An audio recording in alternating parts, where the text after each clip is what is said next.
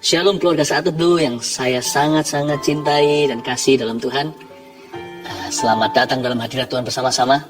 Tuhan Yesus tentunya selalu menunggu kita, tidak sabar berjumpa dengan kita dan mengubah hidup kita. Tuhan sayang Anda dan saya. Saya bacakan dulu kesaksian ya, untuk menguatkan iman setiap orang yang ikut hari ini Saat Teduh. Ahira Oktoma. Shalom Pastor Philip. Saya ikut Saat Teduh tanggal 21 November 2020. Pada saat itu, saya sedang alami GERD atau asam lambung yang benar-benar terasa panas atau perih pada ulu hati. Ketika perut mulai kosong atau lapar. Berbagai macam obat-obatan sudah saya minum untuk menyembuhkan. Tapi nggak kunjung sembuh juga. Sehingga sakit itu benar-benar menyiksa saya. Karena saya selalu terbangun pada jam 3 subuh dini hari untuk makan. Kalau nggak makan, maka terasa perih di ulu hati. Saya alami sakit itu kurang lebih hampir 2 minggu. Pada akhir Saat Teduh, Pastor Philip melihat penglihatan seorang yang terbelit-belit ular seluruh tubuhnya dan sakit pada ulu hatinya. Dan saya yakin bahwa orang tersebut adalah saya. Ketika pastor mendoakan sakit itu dipatahkan dalam nama Tuhan Yesus, saya imani. Saat itu juga saya merasakan ada sesuatu yang terasa aneh pada ulu hati dan puji Tuhan, sakit ulu hati itu hilang lenyap dalam waktu sekejap. Praise the Lord. Kiranya kesaksian ini memberkati kita semua serta makin menguatkan, mengokohkan iman kita di dalam Tuhan Yesus. Praise the Lord ya, puji Tuhan. Senang dengar yang gini. Tuhan itu baik. Nabela Rundengan. Shalom Pastor, yang Pastor nubuatkan di bulan Agustus dan Desember saya yakini dan puji Tuhan, Tuhan gak pernah tutup mata. Bulan Agustus akhir ada yang menawar rumah kami. Dan September rumah kami terjual. Dan 11 Desember suami saya yang sebelumnya sudah jobless 1 tahun lebih, tanda tangan kontrak kerja. Haleluya. Keluarga kami hari demi hari Tuhan cukupi. Bagi orang awam sepertinya nggak masuk akal.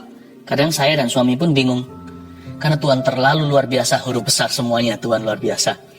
Tahun 2020 mungkin tahun yang drop bagi hampir seluruh dunia. Keluarga kami pun begitu. Mobil, handphone, cincin kawin, hingga tas-tas dan mainan anak pun kami jual untuk nyambung hidup. Tapi entah mengapa menurut saya tahun 2020 ini justru adalah tahun kebangkitan keluarga kami. Satu hal yang saya ingin bagi untuk teman-teman seiman, percaya dan berserah pada Tuhan. Thank you Pastor Philip dan tim. I'm happy for you, we are very happy untuk setiap mujizat yang terjadi. Juliana Jun, Shalom Pastor dan tim GMS. Saya ikut Saat Teduh dan Pastor sebutkan batuk yang menyebabkan sesak dada dan itu saya. Sebab kadang batuk itu sering datang dan sangat menyesakkan. Mulanya saya nggak ingat, sebab saya fokus ikut berdoa, tiba-tiba telinga saya nangkap apa yang pastor sebutkan. Dan pada masa itulah saya rasakan badan saya seakan dipijit dan di dada saya seakan dicungkil dan saya muntah. Saya juga mendengar suara, batukmu sembuh. Dan saya masih ada rasa mau batuk, tapi saya imani bahwa Tuhan Yesus sudah sembuhkan saya. Puji Tuhan saya nggak batuk lagi sampai sekarang ini. Sangat bersyukur punya Tuhan Yesus. Thank you untuk pelayanan pastor dan tim GMS. Saya berdoa agar pastor dan tim terus dipakai Tuhan lebih dahsyat lagi dan terus kuat untuk menjangkau jiwa-jiwa. Setiap mujizat yang terjadi ini bukan karena kami istimewa. Kami nggak punya kuasa. Tapi karena Tuhan cinta Anda. Ya, kita ini hanyalah saluran saja. Siapkan hati untuk masuk hadirat Tuhan. Hari ini ya, yang hatinya bawa keluh kesah, benci, yang negative thinking. Datang aja apa adanya. Tuhan pasti akan mengubah kita. No one needs Jesus and stays the same. Gak ada orang yang bertemu Tuhan lalu gak berubah sifatnya. Mari kita siapkan hati kita ya untuk menyembah Tuhan. IG Live sebentar lagi juga akan bergabung dengan kita dan bersama dengan sahabat saya yang masih di sini, Pak Melia dan Bu Maulin. Let's lead all of us to worship. Let's go, let's do it. Puji Tuhan. Mari saudara yang terkasih, kita sama-sama arahkan hati kita kepada Tuhan. Thank you. Tuhan, bawa kami dalam rencana-Mu lebih lagi Tuhan. Bawa kami melihat bahwa Engkau sungguh ajaib dalam hidup kami. Yes, Selalu dan selalu Tuhan. Karena itu kami menyanyikan nyanyian ini dari hati kami.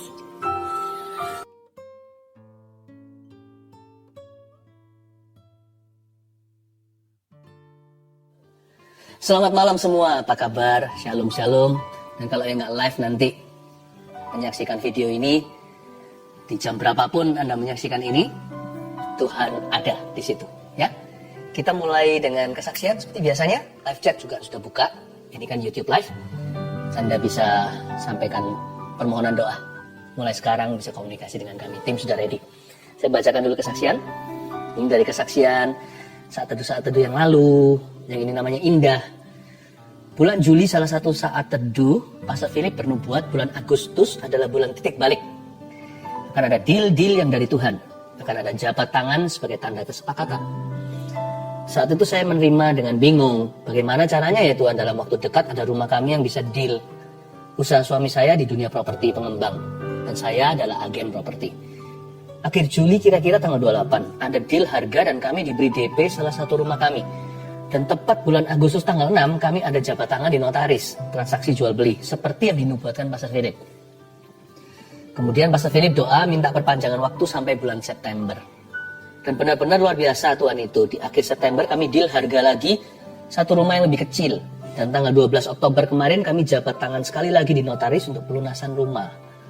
Padahal rumah ini sudah 3 tahun nggak bisa dijual. 3 tahun belum bisa terjual, tapi justru di saat pandemi malah bisa terjual dan cash lagi pembelinya. Dahsyat. Sungguh bersyukur buat apa yang Tuhan berikan kepada kami. Puji Tuhan. Saya senang sekali mendengarkan orang yang bersyukur ya. Tuhan itu baik. Yang ini kesaksian dari tim live chat, tim doanya. Jadi yang melayani nggak dilupakan ternyata. Give, it will come back to you. Ini agak panjang, kesaksian luar biasa. Kira-kira hampir 1 bulan saya sering gatal-gatal di seluruh badan, rasanya nggak enak. Seperti panas, perih, sampai mau garuk-garuk saja. Puncaknya hari Senin, 12 Oktober tiba-tiba dilekukan tangan seperti pecah-pecah kering. Lalu mulai mengelupas perih, warna merah dan keluar darah dikit-dikit. Lalu di pergelangan tangan kiri dan semua lengan saya seperti ada kulit mengkerut dan berubah warna jadi coklat seperti kulit kering. Lalu tanggal 14 Oktober saya tugas live chat. Jadi nggak dengerin Ko Philip saat teduh. Tapi saat itu suami saya mengikuti saat teduh bersama Ko Philip. Malam harinya saya sudah tidur. Sama suami saya saat teduhnya diputar ulang lagi. Saat di akhir Ko Philip bilang, ada seseorang perempuan yang Anda punya alergi tertentu. Itu ditimbulkan oleh lemak dalam tubuh Anda. Karena badan Anda gemuk, lifestyle Anda tidak sehat. Lemak itu membuat badan Anda gatal sampai dilekukan-lekukan tangan merah-merah seperti darah keluar. Dan Ko Philip bilang kalau Anda dijamah Roh Kudus saat ini dan Anda disembuhkan. Dalam sebulan berat badan Anda akan turun sampai 5 kilo. Lalu malam itu Sandy Imani namanya nih, dan doakan bahwa itu saya dan saya pasti disembuhkan. Waktu pagi hari bangun tidur sama Sandy, saya diputarin saat teduhnya Ko Philip, dan waktu Ko Philip bernubuat buat orang yang sakit gatal-gatal, kita langsung toleh-tolehan. Sandy cuma bilang, kamu gak doa sama Tuhan masalah gatalmu itu, tapi Tuhan tahu detail loh. Detil sekali segala yang kamu perlukan. Saya memang gak doa sama Tuhan masalah gatal yang saya alami, karena saya kira kulitnya kering saja karena jarang sekali punya waktu perawatan tubuh seperti dulu. #efek sibuk kerja. Terus juga jarang makan sayur. Saya baru sadar ternyata hal sekecil itu pun bahkan tidak saya pikirkan bisa jadi masalah kalau Tuhan tidak campur tangan. Tapi puji Tuhan, Yesus tahu apa yang saya butuhkan. Puji Tuhan sekarang sudah gak gatal lagi. Tangan yang bagian lekukan sudah kering, tidak merah-merah sampai seperti darah keluar. Lalu di lengan juga merah-merahnya sudah kering. Di pergelangan tangan juga perlahan kulit mengkerutnya memudar. Yang pasti sudah nggak perih lagi. Lalu yang lebih wow, berat badan saya setiap hari sedikit-sedikit turun. Belum drastis, tapi sekarang sudah 70 sampai 71 kiloan dari yang sebelumnya 76,4 kilo. Melalui kejadian ini saya belajar bahwa ketika kita belajar hidup sungguh dengan Tuhan, kita nggak usah khawatir tentang apapun, karena Tuhan sendiri yang turun tangan, yang cover kita hingga detil-detil hidup kita. Apa yang kita pikirkan, apa yang kita butuhkan, apa yang kita perlukan, bahkan sampai apa yang tidak kita pikirkan, yang tidak dilihat mata, tapi kita perlukan, Dia yang menyediakannya bagi kita. Vina dan Joel. Haleluya. Haleluya, saya terharu. Tuhan itu kerjanya dahsyat, nyata sekali. Hari ini giliranmu. Ayo bawa hati untuk menghadap Tuhan Yesus. Dan Insta Live juga sudah bergabung. Mari kita semua satukan hati, satukan iman, bahwa pengharapan kita yang pupus kepada Tuhan. Mari kita menyembah. Apa yang paling nikmat saat kita bersaat teduh? Yaitu kalau kita berdoa dan membaca firman bersama-sama dengan keluarga. Saya berharap Anda satu keluarga juga sama-sama sudah siap menerima firman Tuhan hari ini. Saya bacakan dulu kesaksian untuk menguatkan Anda sekalian, sehingga berkat Tuhan akan mengalir dengan limpah, bahkan di dalam rumah tangga setiap keluarga saat teduh tercinta. Saya bacakan ya. Herlianti memberi kesaksian begini. Sejak saat saya mulai ikut saat teduh bersama, saya merasakan mujizat Tuhan. Ketika pastor doakan orang yang asma dan infeksi saluran kantung kemih, saya imani. Dan tanpa sadar saya sering kambuh infeksi saluran kantung kemih. Ternyata setelah didoakan pastor, tidak pernah kambuh lagi. Saya percaya Tuhan Yesus sudah sembuhkan saya. Anak saya dulu, kalau dia batuk dan tidak cepat diberi obat, biasanya bisa sampai sesak nafas. Dokter pernah bilang itu asma. Namun sekarang asma itu sudah tidak kambuh lagi. Walaupun anak saya kena batuk, puji Tuhan Yesus, Ia sudah sembuhkan kami. Terima kasih Tuhan, terima kasih Pastor Philip. Tuhan Yesus memberkati pelayanannya. Haleluya. Asma, batuk, sakit apapun, yang ringan maupun berat, dalam Kristus selalu ada harapan ya.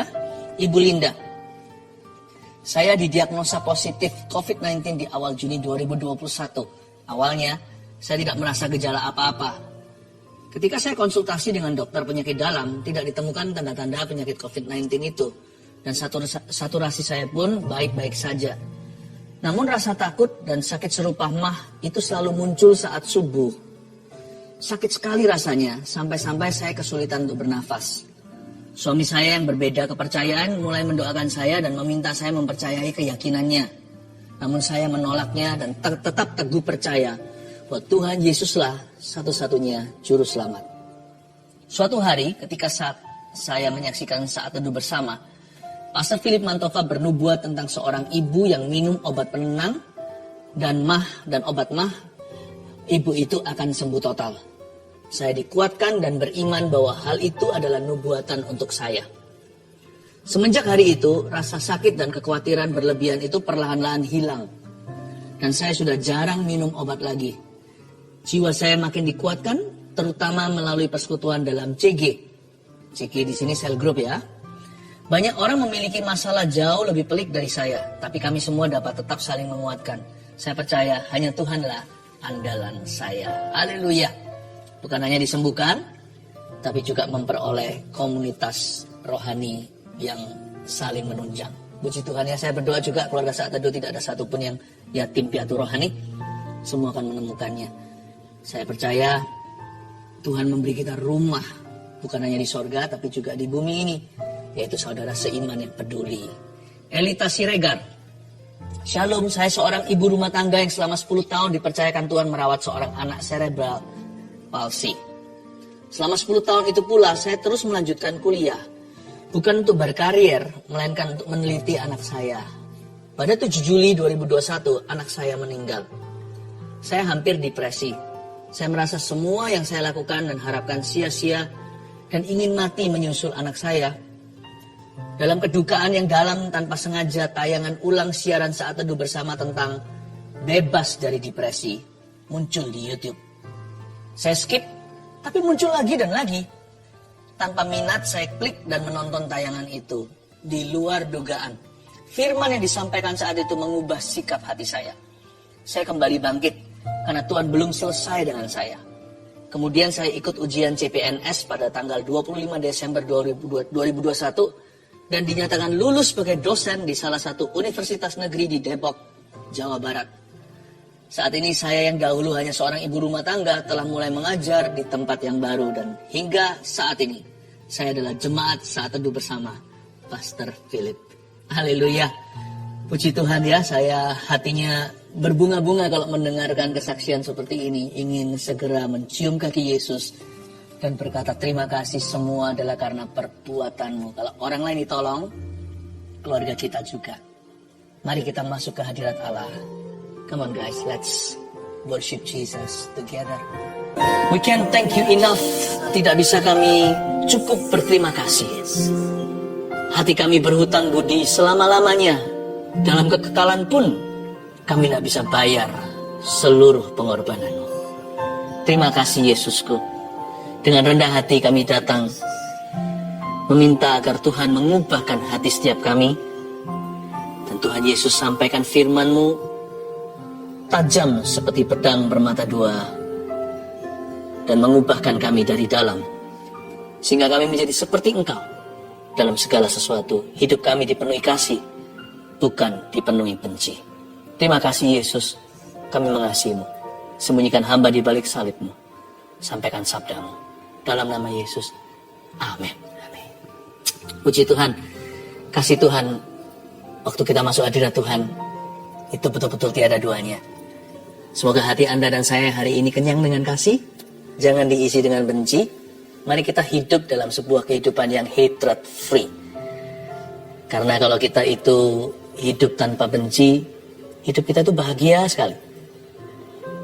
Hidup tanpa dendam itu legawa. Hari ini, waktu live-nya adalah hari Sabtu. Karena itu, jangan lupa besok untuk kita live streaming, ibadah online tetap jalan di GMS Church streaming. Dan besok saya akan menyampaikan pesan klimaks untuk tahun ini. Karena tahun ini saya dan gereja yang saya gembalakan meyakini sebagai tahun unity dan akselerasi atau persatuan dan akselerasi. Nah, ini adalah pesan penutupan untuk merangkumkan semua yang Tuhan perbuat di tahun ini waktu kita tidak menduga akan terjadi pandemi. Betul-betul momentum Roh Kudus telah tiba loh dalam hidup kita. Izinkan saya untuk membawa Anda ke klimaksnya. Jangan lupa besok untuk streaming bersama-sama. Tapi sekarang saya mau bicara tentang balas budi, bukan dendam. Seperti saya katakan tadi, hidup tanpa benci itu mulia. Kalau Anda mau betul-betul bahagia, panjang umur awet muda istilahnya, dan jangan sekali-kali simpan kesalahan orang lain. Karena Tuhan mau Anda itu hidup merdeka, bukan hanya masuk surga suatu hari, tapi babak belur di bumi. Hidup itu sudah banyak persoalan, problema. Nggak usah bawa bagasi dari masa lalu. Karena Tuhan ingin Anda hidupnya juga bahagia, bukan hanya supaya masuk surga. He wants you happy. He wants you blessed in fact. Dia ingin Anda untuk diberkati. Tapi berkat itu bukan materi. Berkat itu sukacita. Damai sejahtera yang tiada duanya. Kejadian pasal 45 kita belajar dari seorang hamba Tuhan namanya Yusuf. Ayat 1-15. Ikuti saya. Telusuri ayat per ayat. Akan terima banyak rema-rema kehidupan yang membebaskan. Dan saya yakin beberapa di antara Anda yang sekarang sampai ke titik depresi pun akan bebas kalau Anda mengenal kebenaran-kebenaran itu yang memerdekakan. Ini cerita tentang Yusuf memperkenalkan dirinya kepada saudara-saudaranya setelah terpisah sekian puluh tahun. Dan dia reuni dengan family. Nah, begini ceritanya. Ayat 1. Ketika itu Yusuf tidak dapat menahan hatinya lagi di depan semua orang yang berdiri di dekatnya, lalu berserulah ia, "Suruhlah keluar semua orang dari sini." Maka tidak ada seorang pun yang tinggal di situ bersama-sama Yusuf ketika ia memperkenalkan dirinya kepada saudara-saudaranya. Ayat pertama mungkin Anda bertanya, kok dia main perintah ya? Karena memang dia jadi pemerintah. Ini Yusuf sudah bukan lagi Yusuf yang sekya atau anak kecil yang dibuang di sumur lalu dijual ke saudagar. Ini Yusuf yang lebih pangkat dari Firaun. Hanya kalah kerajaan aja. Karena Firaun raja, dia Perdana Menteri. Yusuf ini sudah jadi the most powerful man in Egypt and even in the world maybe, mungkin di seluruh dunia. Dan dia suruh semuanya keluar. Aku mau seorang diri. Dan saudara-saudaranya belum tahu kalau itu Yusuf karena udah pangling nih. Dan sekarang dia gagah, nggak seperti model kurang gizi. Dan tentu dandanannya sudah seperti orang Mesir. Dan saudara-saudaranya belum mengenali ini siapa. Dan Yusuf tidak dapat menahan hatinya. Ayat pertama dikatakan begini. Ketika itu Yusuf nggak dapat menahan hatinya. Nggak bisa nahan karena apa? Nggak tahan karena dendam. Seperti orang nafsu gitu. Gua balas lu. Bukan. Dia nggak dapat menahan hatinya karena Tuhan. Saya bisa buktikan di ayat 1 saja bahwa Yusuf itu hatinya was filled with God. Berisi, berbobot. Itu hati diisi dengan Tuhan sendiri. Sampai dia nggak tahan. Bukan mau balas dendam. Bukan mau membuktikan diri. Kalian tahu sekarang adikmu ini siapa? Dulu kalian bully, sekarang tahu rasa. Enggak. Dia enggak tahan hatinya. Enggak tahan karena Tuhan. Saya harapkan bahwa yang Anda anut bukan agama. Dalam Kristus ini adalah kehidupan. Supaya Kristus mengisi hatimu. Sehingga hati itu seperti mau meledak. Bukan karena amarah atau enggak terima. Tapi karena perasaan syukur. Terima kasih Yesusku. Kayak meluap-luap begitu. Saya berdoa supaya di waktu-waktu mendatang ini, Anda juga mengalami realitas sorga di dalam jiwa. Jangan hanya kita itu terbawa dengan realita bumi. Sekeliling kita ini lalu gonjang-ganjing iman kita. Saya berdoa supaya hadirat Allah ditemukan di dalam dirimu dulu. Ayat yang kedua. Setelah itu menangislah ia keras-keras. Sehingga kedengaran kepada orang Mesir dan kepada seisi istana Firaun. Dia nangisnya bukan kepahitan. Dia nangisnya terharu. Indah ya. Sama-sama meneteskan air mata dalam hadirat Allah. Reasonnya bisa berbeda-beda. Gak apa-apa sih kalau kita memang perlu menangis untuk melepaskan sakit hati. Tapi jangan seumur hidup nangisnya hanya melulu itu. Saya berdoa supaya dalam saat teduh ini bahkan Anda bisa menangis terharu. Karena bukan merasakan orang jahat terhadap Anda, tapi merasakan Tuhan baik padamu. Ayat 3. Dan Yusuf berkata kepada saudara-saudaranya, akulah Yusuf, masih hidupkah Bapak? Tunggu sebentar ya.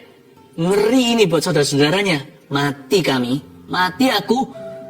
Tetapi saudara-saudaranya nggak dapat menjawabnya. Sebab mereka takut dan gemetar menghadapi dia. Lah iya. Karena mereka berbuat jahat. Coba bayangkan. Kalau dulu Anda bully, sekarang orang itu jadi jenderal. Jadi presiden, perdana menteri. Wah, apalagi dia berkuasa atasmu. Nyawamu ada di tangannya. Ini bukan hanya Yusuf bisa tahan rezeki mereka. Mereka datang untuk beli gandum.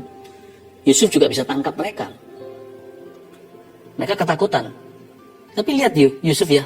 Cara dia bawa diri, saya ajak Anda perhatikan kembali ayat 3 awal. Dan Yusuf berkata kepada saudara-saudaranya. Dari sini saya tahu orang ini rendah hati. Akulah Yusuf. Masih hidupkah Bapak? Dia langsung tanya, Papa gimana? Tapi yang membuat saya terpukau, tercengang adalah kalimat itu. Akulah Yusuf. Padahal waktu itu Yusuf diberikan gelar. Jadi namanya bukan lagi Joseph pada waktu di Mesir. Dia memerintah. Namanya sudah nama Mesir. Nama baru, nama pejabat. Dia dikasih nama kehormatan. Jadi dia sudah lama nggak dipanggil Suf. Tapi dia waktu itu berkata, akulah Yusuf. Dia pakai nama Israelnya. Nama kecilnya, nama rumah. Dia memperkenalkan diri bukan, hey, siapa aku? Pakai kata tuan di depan. Atau master. Atau gelar apa yang dia kehendaki. Enggak, dia berkata, aku Titi. Kayaknya banyak orang waktu kecil, kalau bukan anak pertama, ya, pernah, kalau yang cowok ya, kalau keturunan Tionghoa, pernah dipanggil Titi. Saya dulu kecil juga pernah dipanggil Titi. Sekian tahun, Titi. Jadi bayangkan kalau dia berkata, aku Titi. Aku Titi. Itu rendah hati. Saya beritahu ya, kenapa ada orang suka menyimpan kesalahan orang lain. Apa sebenarnya akar kepahitan? Akar kepahitan itu bukan benci, salah. Bahkan bukan kesalahan orang lain, itu hanyalah alasannya. Akar kepahitan itu pride. Kenapa orang susah mengampuni? Karena keangkuhan hati. Karena dia merasa dia itu somebody. Kok enak aku diginikan? Kok enak kamu dapat pengampunan? Kadang-kadang pengetahuan kita konflik interest dengan perasaan. Pengetahuan kita tahu, Tuhan sudah ampuni kita, dosa kita besar. Jadi kita harus ampuni orang lain, tapi setengah rela, bukan suka rela. Kita ngampuni orang itu juga tersendat-sendat. Aku tahu sih Tuhan suruh aku ngampuni, tapi kok enak? Hanya begini. Sebenarnya alasan mengapa pengampunan itu susah bukanlah rasa benci, tapi Anda terlalu cinta diri sendiri. Terlalu mengagungkan dirimu dan diriku. Itu masalah kita. Angkuh. We feel that we are somebody. Kita merasa kita ini orang gimana gitu. Kalau orang itu merasa dia nggak berharga, yang saya maksudkan bukanlah gambar diri yang kurang sehat ya. Tapi rasa nggak berharga karena merasa Tuhan itu yang layak. Kalau kita menghargai diri kita itu dari sudut pandang Allah, kita pertama-tama akan merasa terlebih dahulu tidak berharga. Sebelum Tuhan angkat harga kita, yaitu darah Yesus. Jadi harus dihancurkan dulu manusia kedagingannya sebelum manusia rohnya keluar. Dengan begitu indahnya. Yang membuat kita sulit sekali untuk berkata, I forgive you. Itu karena Engkau. Kalau kita itu merasa nggak berharga, nggak mungkin kita tuntut orang lain. Benar loh, kalau kita tuh merasa nggak layak, nggak mungkin kita itu menghakimi. Nggak mungkin kita itu merasa lebih benar atau lebih baik dari orang lain. Nggak mungkin kita itu merasa memiutangi. Kalau kita sendiri adalah orang yang sadar dia berhutang. Kalau kita menyadari kita ini hutangnya seberapa sama Tuhan, kalau kita tahu bahwa kita itu bukan hanya bangkrut, nol defisit, sampai minus, nggak mungkin kita merasa berjasa mengampuni seseorang. Nggak mungkin kita merasa memiutangi jikalau kita berbuat baik kepada orang lain yang tidak layak menerima perbuatan baik kita. Orang berhutang kok merasa memiutangi. Kalau Anda bisa memberi sesuatu kepada orang lain hari ini, itu dari hutangmu pada Kristus. Itu masih ada surat IOU atau aku hutang padamu. Itu nggak selesai. Bukan dari Anda kasih pengampunan, kebaikan, kemurahan. Itu bukan dari Anda dan saya. Itu dari Dia. Karena kita nggak punya. Kita ini miskin di hadapan Allah. Nggak punya apa-apa. Jadi kalau sekarang dari Tuhan, Tuhan mau suruh kita ngampuni orang lain. Tuhan suruh kita mengasihi orang yang tidak berkenaan dengan kita. Atau Tuhan suruh kita mengasihi orang yang melukai kita. Kan kasihnya Tuhan. Kan kita berutang sama Dia, kita harus patuh disuruh apapun. Dan diperintahkan apapun juga. Kalau saya disuruh mengasihi seorang stranger atau seorang yang asing yang saya tidak kenal, ya saya harus kasih. Apalagi kalau saya disuruh mengasihi orang yang dekat dengan saya yang Tuhan percayakan. Dan kalau saya disuruh mengasihi orang yang melukai saya, ya saya harus kasih. Karena bukan dari saya kasih itu semua. Saya berhutang. Tuhan salurkan. Yusuf ini tidak merasa dirinya berharga. Aku titi kok, aku titi. Cuman satu aja sih adiknya Benyamin ikut. Tapi semua yang lainnya kakak-kakaknya, kok aku titi. Kalau perempuan mungkin aku meme. Lugu ya hatinya ya. Padahal orang ini sudah makan asam garam, di penjara segala, difitnah. Jadi orang ini seharusnya bukan innocent. Saya rasa orang ini, namanya Yusuf, memilih begini. Dia tahu bahwa dia bukan siapa-siapa. Jadi so what kalau dia ampuni kokonya? Toh bukan dari dia pengampunan itu. Semua pinjaman. Tugasnya kan hanya berhutang budi sama Tuhan. Kita bisa balas budi sama orang lain yang gak layak terima perbuatan baik kita. Itu karena kita hutang budi dulu sama Tuhan. Aku titi. Saya terharu loh tuh baca ini ya. Tempat saya sampai berkata, amazing man he was. Ini orang luar biasa loh. Ini orang gak main-main loh. Saya mau belajar seperti orang ini. Tapi gak langsung dia jadi hebat begitu. Dia itu diproses puluhan tahun sama Yesus. Di perjanjian lama. Ayat 5. Tapi sekarang, janganlah bersusah hati. Dan janganlah menyesali diri. Karena kamu menjual aku ke sini. Sebab untuk memelihara kehidupanlah Allah menyuruh aku mendahului kamu. So sweet ya. Dia bisa hibur hati mereka. Jangan susah ya. Gak usah menyesal terlalu gimana. Semua itu ada tujuannya. Karena telah 2 tahun ada kelaparan dalam negeri ini. Dan selama 5 tahun lagi orang tidak akan membajak atau menuai. Maka ayat 7. Allah telah menyuruh aku. Allah telah menyuruh aku. Mendahului kamu untuk menjamin kelanjutan keturunanmu di bumi ini. Dan untuk memelihara hidupmu sehingga sebagian besar daripadamu tertolong. Ayat 7. Mengapa dia dapat kekuatan untuk mengampuni? Mengapa dia mendapatkan power untuk melupakan? Mengapa dia mendapatkan the grace, kasih karunia untuk mengasihi orang-orang yang tidak layak menerima kasihnya? Karena Yusuf telah sampai pada tujuan jiwanya. Dia menemukan yang namanya purposefulness. Dia menemukan destiny hatinya. Dia tahu bahwa panggilannya itu bukan rendah atau dangkal, saudara. Dia menyadari bahwa dia punya potongan untuk perkara-perkara yang maha tinggi. Dia berkata, maka Allah telah menyuruh aku mendahului kamu. Itu sudah bukan di liga manusia. Dia sudah bermusyawarah dengan yang maha kuasa. Dia berkata sama saudara-saudaranya, aku tidak bergumul di level ini. Bukan berarti dia sombong sekali, karena dia barusan berkata, aku titi. Dia berkata, hidupku tidak berkecimpung, dan hidupku tidak berenang di kolam hati manusia. Hatiku milik Allah, dan aku tahu kenapa dia suruh aku ke sini.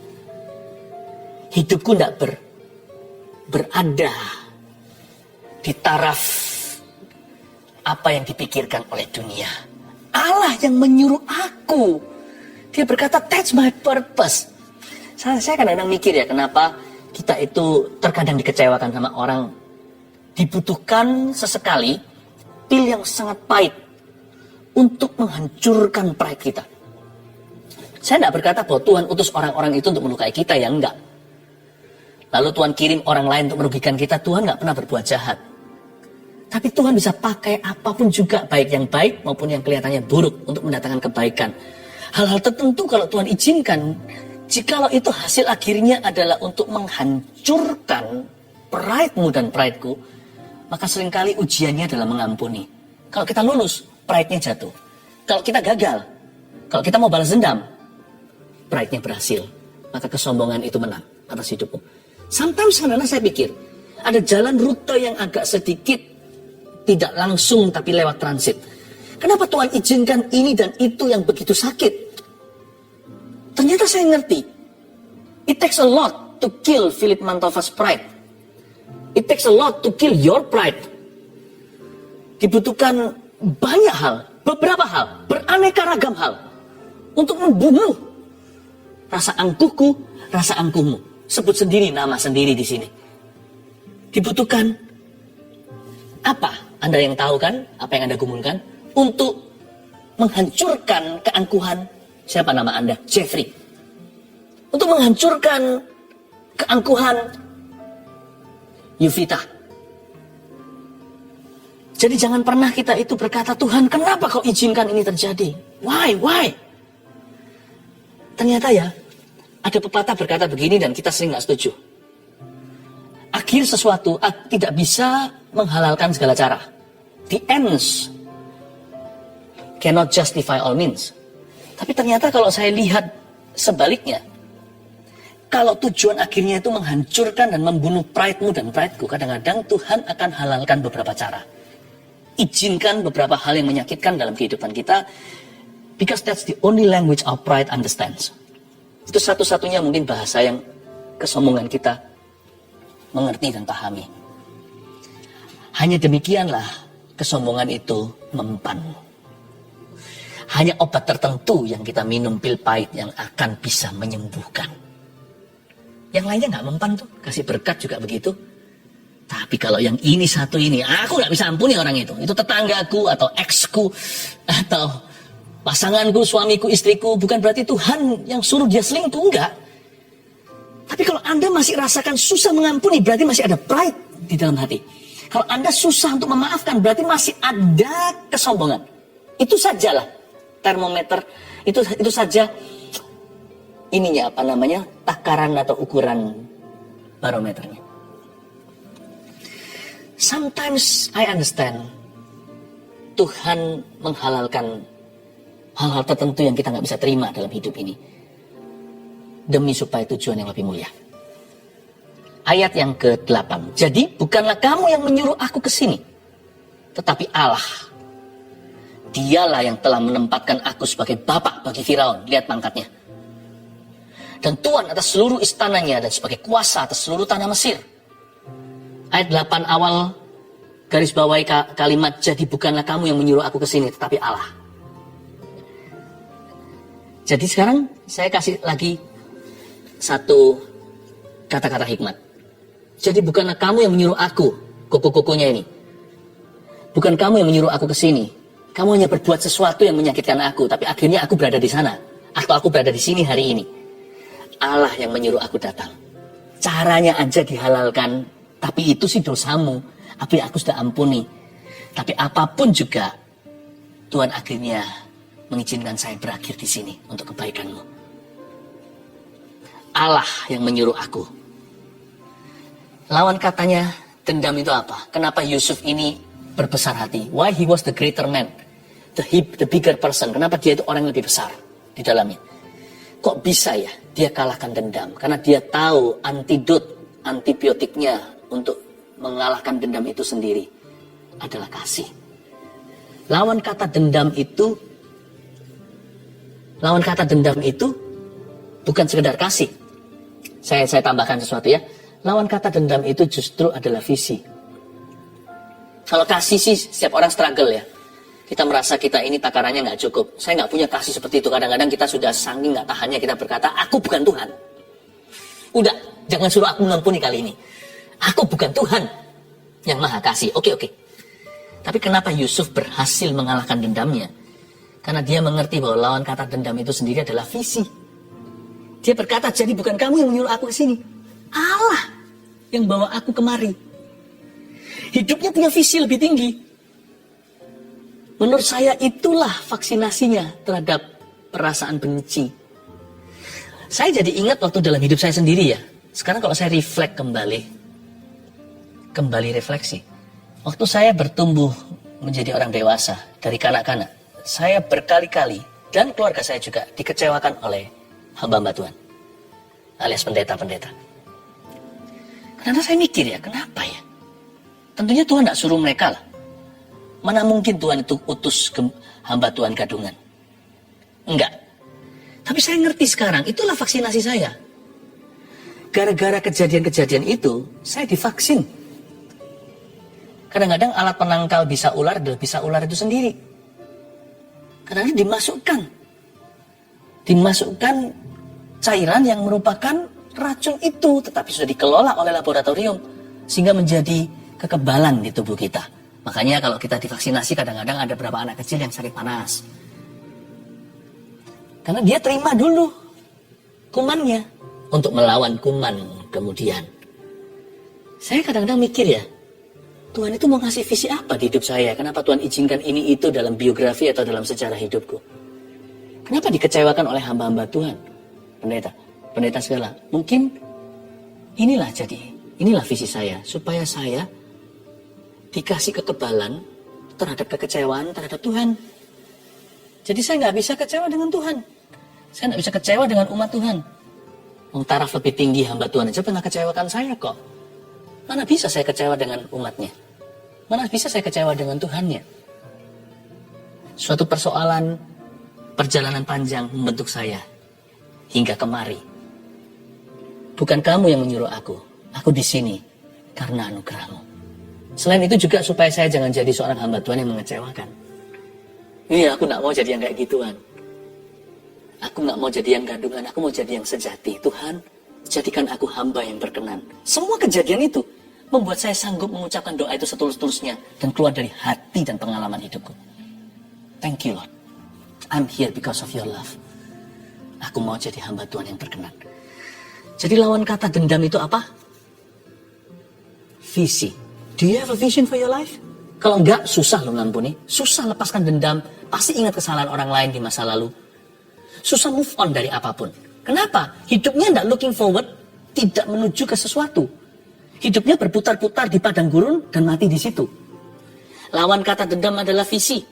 Ayat yang ke-9, segera kamu kembali kepada Bapa dan katakanlah kepadanya, beginilah kata Yusuf anakmu, Allah telah menempatkan aku sebagai tuan atas seluruh Mesir. Datanglah mendapatkan aku, janganlah tunggu-tunggu. Engkau akan tinggal di tanah Goshen dan akan dekat kepadaku. Engkau serta anak dan cucumu, kambing domba dan lembu sapimu dan segala milikmu. Di sanalah aku memelihara engkau, sebab kelaparan ini masih ada 5 tahun lagi, supaya engkau jangan jatuh miskin bersama seisi rumahmu dan semua orang yang ikut serta dengan engkau. Dan kamu telah melihat dengan mata sendiri, dan saudaraku Benyamin juga, bahwa mulutku sendiri mengatakannya kepadamu. Ayat 10, Yusuf mengambil keputusan, mengundang keluarganya dari rumah kampung halamannya untuk tinggal di tanah Goshen. Disitulah dia station atau disitulah lokasi keluarga Yusuf hingga nanti suatu hari orang Mesir, orang Israel meninggalkan Mesir di zamannya Musa. Apa maksudnya? Ayat 10, engkau akan tinggal di tanah Goshen. Secara profetik berbicara, Goshen itu tempat diluputkan. Goshen itu set up sebelum Kanaan. Tahukah semua setback di hidupmu yang saya katakan tadi, pengalaman-pengalaman hidup kita? Jangan membuat kita jadi orang yang bitter atau kepahitan. Kita harus menjadi orang yang sweet by choice atau menjadi orang yang manis karena pilihan. Goshen adalah tempat yang layak bagi orang-orang yang jaga hatinya, selalu berada dalam budi pekerti Allah. Goshen adalah tempat yang merupakan sebuah setup sebelum Kanaan atau tanah perjanjianmu digenapi. Goshen adalah tempat di mana nantinya pada zaman Musa juga semua kena tulah di daerah situ diluputkan. Lalat pikat tidak ada. Batu dan storm atau badai dengan batu besar-besar yang membunuh bahkan ternak-ternak besar Mesir.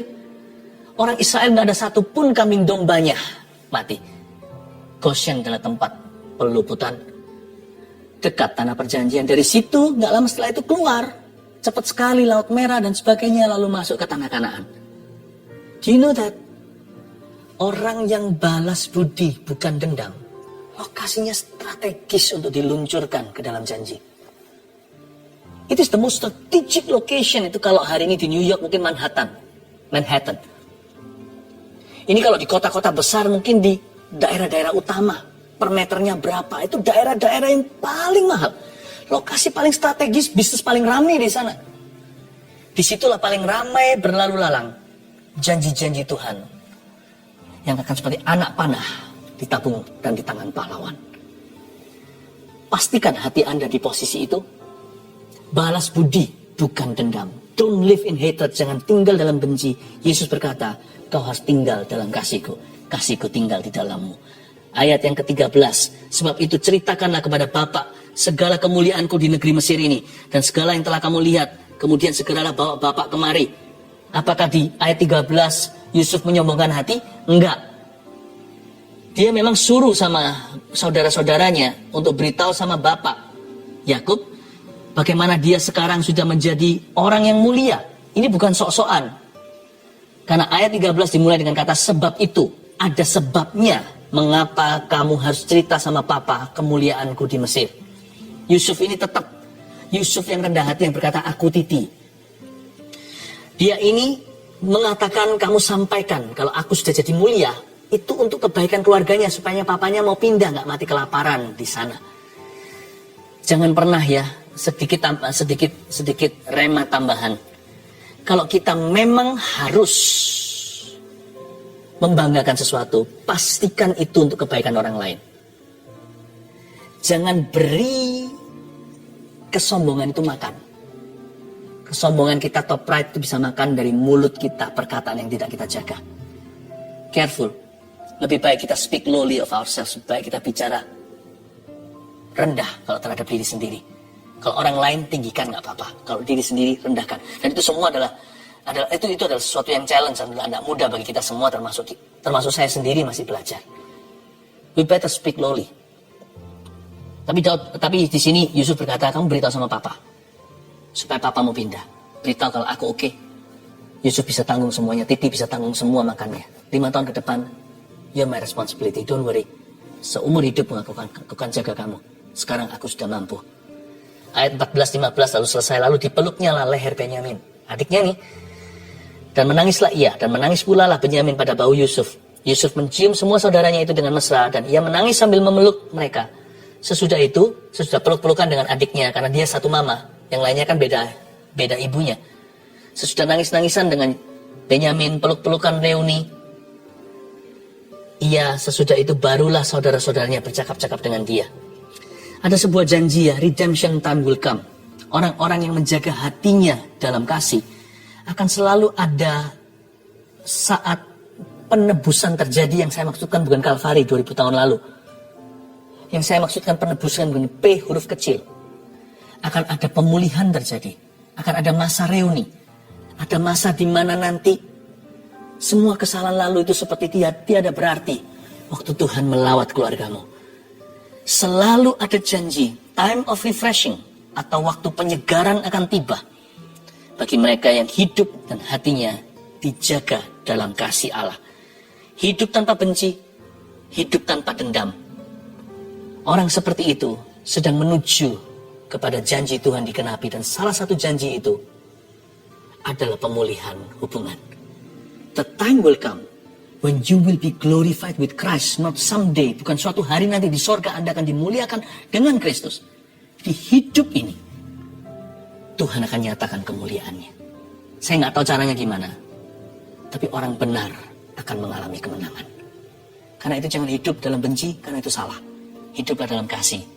Itulah perintah Allah. Bukan dendam. Balaslah budi, sekalipun orang tidak layak menerimanya. Karena Anda berhutang budi kepada Tuhan. Mari kita bawa hati kita masuk hadirat Tuhan. Bereskan hatimu di hadapan Kristus. Tuhan, ku mau menyenangkanmu. Haleluya. Tuhan, ku mau menyenangkanmu. Nyanyikan lagu ini bersama-sama. Welcome di saat teduh yang sudah dinanti-nantikan semua orang. Hari ini kita mau masuk hadirat Tuhan, minta Tuhan menguji hati kita, sehingga hati kita senantiasa dibersihkannya. Sebelumnya saya bacakan kesaksian terlebih dahulu untuk menguatkan iman setiap orang yang bergumul dengan sesuatu. Yang ini dari Jasmine di New York. Shalom Pastor Philip dan tim. Saya tinggal di New York hampir 10 tahun bersama keluarga. Di sini saya pelajar dan mengambil sekolah kedokteran. 2 tahun terakhir ini adalah masa yang sangat sulit untuk saya karena nilai ujian screening untuk masuk sekolah kurang baik. Dari apply sekian banyak sekolah, saya tidak dapat interview. Saya merasa lelah dan mau menyerah untuk menjadi dokter. Tapi Tuhan Yesus kita sangat baik dan selalu tepat waktu di dalam bekerja. Di salah satu saat teduh Pastor Philip di awal tahun ini, saya dengar bahwa ada anak yang akan masuk sekolah kedokteran. Pastor Philip bilang untuk coba lagi dan jangan menyerah. Pastor juga bilang, selamat, Anda akan menjadi dokter. Di saat itu hati saya tergerak untuk berdoa dan meminta, serta mengimani bahwa itu juga rencana Tuhan Yesus untuk saya. Singkat cerita, saya sudah diinterview dan diterima di sekolah kedokteran di Amerika 1 bulan yang lalu dengan beasiswa yang cukup besar. Lalu ada lambang smile-nya. Tuhan Yesus sungguh sangat baik, bisa menyampaikan isi hatinya lewat Pastor Philip. Terima kasih Pastor dan tim GMS. Semoga kesaksian ini bisa menguatkan para pelajar yang mau merintis karirnya. Tuhan Yesus selalu punya rencana yang baik dan Dia selalu tepat waktu. Amin. Senang ya? Nah, nanti kalau saya jadi dokter, gak boleh lupa sama Tuhan. Selalu lakukan kehendak Tuhan melalui profesi Anda. Elizabeth, bulan Desember saya mengaminkan apa yang saya dengar dari Pastor Philip tentang tiroid yang disembuhkan oleh Tuhan Yesus. Waktu itu hasil ekografi tiroid stadium 4. Karena banyak masalah, saya menunda cek ke dokter spesialis. Tapi saya percaya Tuhan sanggup sembuhkan. Tepatnya tanggal 29 Maret saya akhirnya ke dokter spesialis dan saya melakukan tes scintigraphy pada 6 April di rumah sakit. Puji Tuhan, hasilnya menunjukkan tidak ada tiroid. Semuanya normal. Sungguh tidak berkesudahan. Kasih setia Tuhan. Terima kasih Pastor Philip dan tim atas pelayanannya. Lisa Anggraini. Saya ingin bersaksi tentang kebaikan Tuhan. Sekitar awal Maret, saya terserang vertigo yang sangat parah sehingga harus dilarikan ke rumah sakit untuk dirawat sementara. Setelah itu rasa pusing dan sakit di kepala tidak kunjung hilang selama 2 minggu. Saat mendengarkan saat teduh tanggal 13 Maret 2021, Pastor Philip mendoakan agar penyakit vertigo beserta semua gejalanya dipatahkan dan disembuhkan dalam nama Yesus. Saya imani itu untuk saya. Seketika itu juga rasa pusing dan tidak enak di kepala saya hilang seketika. Saya bersyukur tidak pernah kambuh lagi hingga hari ini. Tuhan itu baik. Terima kasih atas pelayanan pastor beserta seluruh tim. Puji Tuhan, banyak orang mengalami mujizat.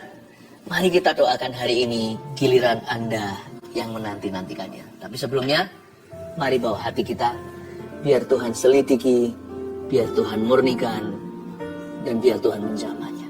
Haleluya. Lihat untuk tumbang tangan, tapi sebelumnya saya beritahu apa yang saya rasakan. Saya rasakan ada di antara Anda, tidak sedikit sebenarnya, yang bergumul dengan penolakan manusia. Sebagian disakiti teman, pacarnya, atau ex-nya, bahkan suami atau istrinya. Dan tidak sedikit juga yang berurusan batinnya dengan orang tuanya. Selama ini Anda hanya merasakan kesepian. Yang Anda rasakan ya lumrah sebagai manusia sebelum dengar firman seperti ini. Yang Anda terus rasakan adalah penolakan mereka. Hari ini bertobatlah. Hari ini bertobatlah. Bilang sama Tuhan Yesus, ampuni aku, selama ini aku lihat lubang donatnya. Sementara selama ini kau selalu menungguku, menyambutku, kau membelai aku. Saya bisa rasakan di belakang saya ini seperti semutan. Dan saya tahu hal-hal seperti ini peka. Ini bukan perasaan saja, bisa saja fisik. Tapi bisa saja tubuh saya yang menangkap sinyal-sinyal hadirat Tuhan ada di sini. Seperti ada belayan-belayan. Saya rasakan belayan itu sebenarnya untuk Anda.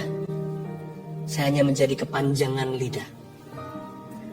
Lalu di antara Anda sekarang, beberapa orang merasa seperti di lehernya sini seperti ada sesuatu yang naik turun. Tiba-tiba semua kebencian, penolakan, kepahitan itu muncul semua ke permukaan. Naik turun.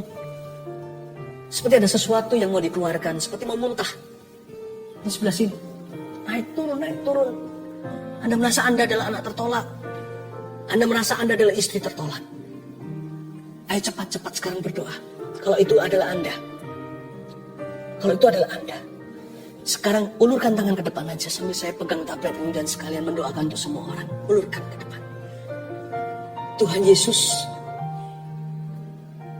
Bilang sama saya, Tuhan Yesus, ampuni aku selama ini lihat lubang donatnya.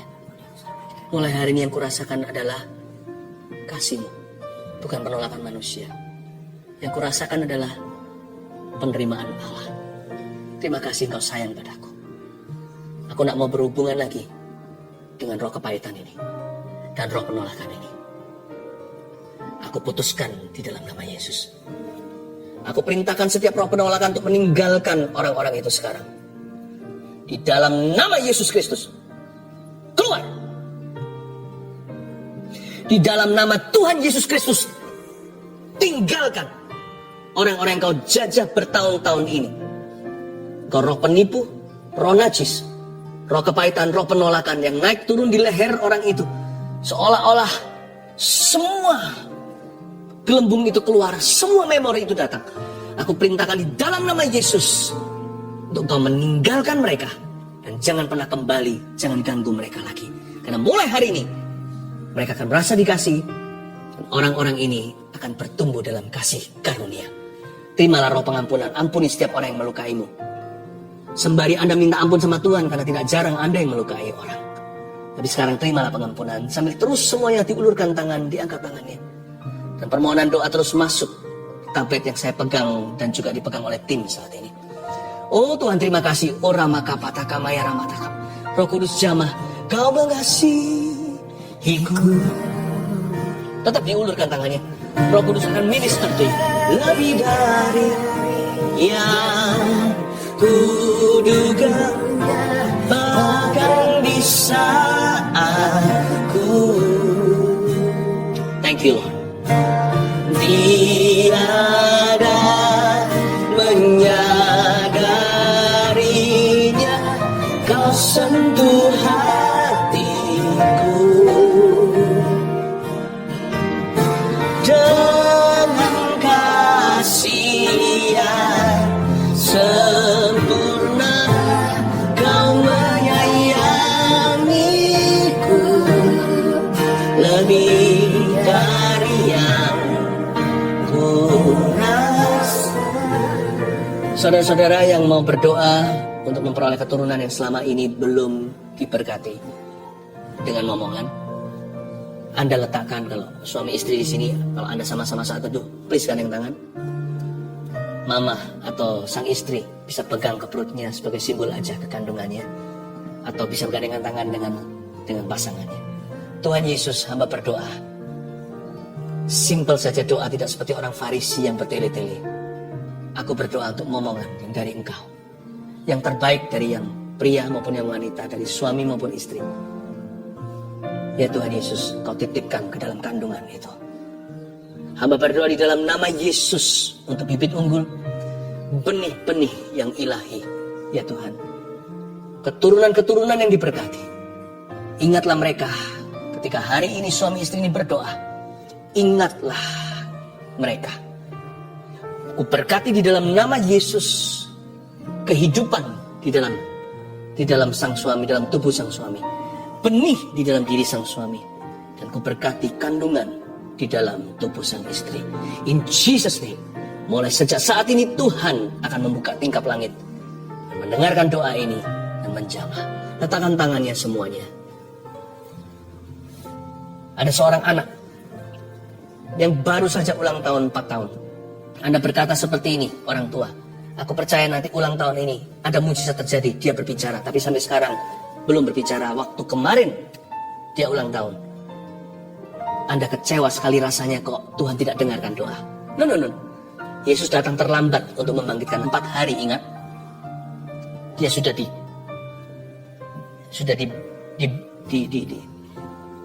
pakai kain kafan, tetapi Tuhan Yesus tidak pernah terlambat. Sejak saat ini saya berdoa di dalam nama Yesus Kristus dan menubuatkan, anak Anda akan berbicara, akan datang waktunya, dia selalu berbicara, sampai-sampai Anda berkata, tolong kasih mama waktu. Sebab anak ini akan suka ngoceh, suka cerita, suka ketawa. Terimalah untuk keluarga Anda di dalam nama Tuhan Yesus Kristus. Haleluya. Pohon zaitun itu perlu waktu untuk bertumbuh. Nggak bisa langsung dipetik buahnya. Tapi kalau sudah bertumbuh, dia bisa lama. Pohon ini bisa sampai ratusan atau ribuan tahun. Pohon zaitun ini nggak main-main. Pohon zaitun ini adalah pohon yang bisa memberikan hasil yang sangat-sangat menguntungkan. Nantinya setelah tahunan. Bahkan kadang-kadang bisa 40 tahun baru dia menghasilkan buah-buah yang maksimal. Minyak-minyak yang paling murni. Anak kan juga begitu kan. Waktu masih kecil dia merepotkan. Tapi kalau Anda tekun mendidik dia dalam takut akan Tuhan, dalam hikmat-hikmat dan doa, anak itu nanti bertumbuh besar. Tunggu dia nanti. Ketika dia mulai dewasa 20, 30, 40, semakin matang, semakin murni.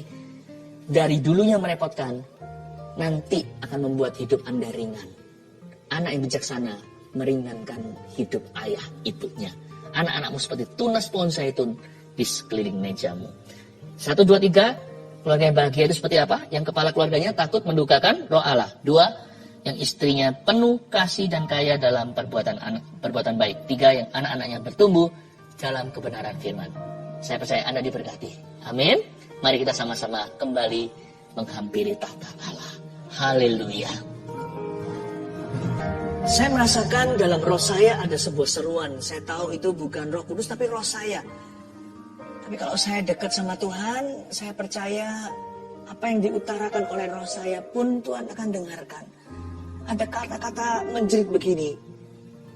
Keluarga Saat Teduh kali ini akan berhasil. Untuk keluarga Saat Teduh yang ingin ada program untuk punya anak, dibantu dengan medis, dan bahkan dokternya pun adalah seorang anak Tuhan. Don't worry. Seruan dalam roh saya dengarkan. Kali ini akan berhasil.